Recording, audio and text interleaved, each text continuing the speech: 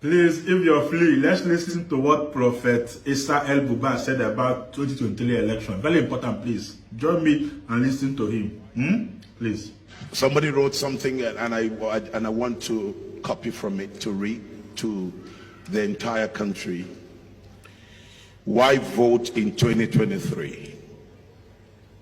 I understood by books including the prophecies of Pa Elton, Lance Lambert and others that Nigeria will pass through two phases.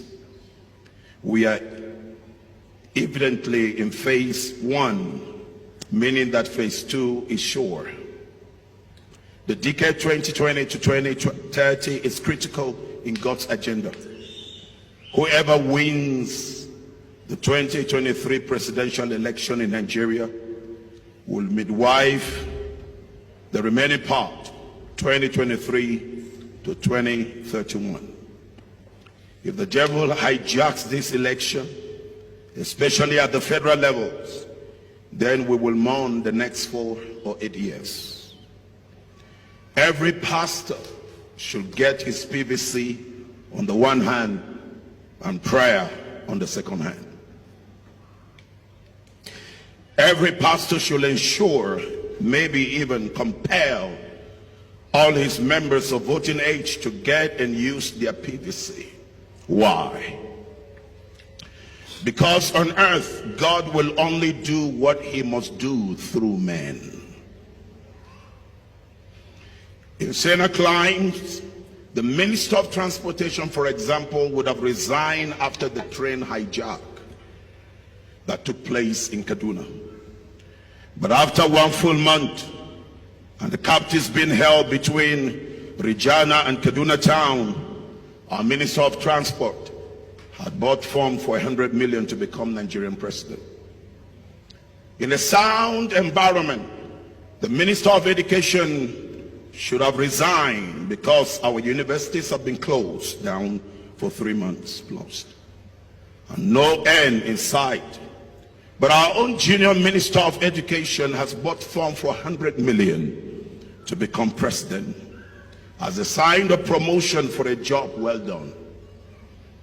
In the senior line, the sitting Senate president should be impeached for approving loans and enslaving future generations of resources collected and unaccounted for. But our own Senate president has also bought a form for 100 million to move up. In the Senate line, the CBN governor, under whose regime the value of the naira plummeted from 150 naira to $1 to over 600 naira to $1, should have resigned because of incompetence. But himself too sponsored people behind and at the back door to buy him a form for 100 million naira to become Nigerian president. In the Senate line, the man who plundered Lagos, whose wife is a serving senator, whose son is being prepared to become a governor, whose daughter is in charge of all the markets in Lagos, who controls all the internally generated revenue of the entire state, the man who watched our young people during the NSAS massacre, just simply asking for good governance, and then to end the police brutality, that man should have been cooling in EFCC custody. But the same person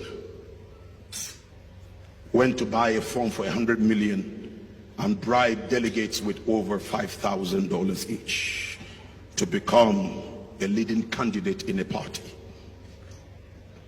In the Senate climb, a man who was vice president for 8 years and head of the privatization and the commercialization of all public utilities, cornered all our common patrimony and sold off NEPA from bad to worse. A man whose principal, Obasanjo, said this. He said, a man that I know very well. And he said, it will be a sin against God and against man to let him rule over Nigeria. He too has also bought a form to become Nigerian next president so that CBN would become his vote. And this man bought delegates with over $10,000 each. So easy for Nigerians to forget. So easy for Nigerians to become a senior. Right before their eyes, candidates of competence and character were presented, but delegates sold the future of their descendants for a morsel of bread.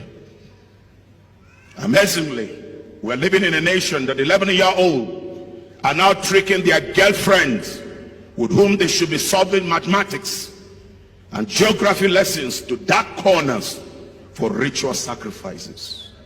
Your kids cannot just go playing with friends now. You're not sure their head will return on their neck. People going for wedding end up being beheaded, and the government is helpless.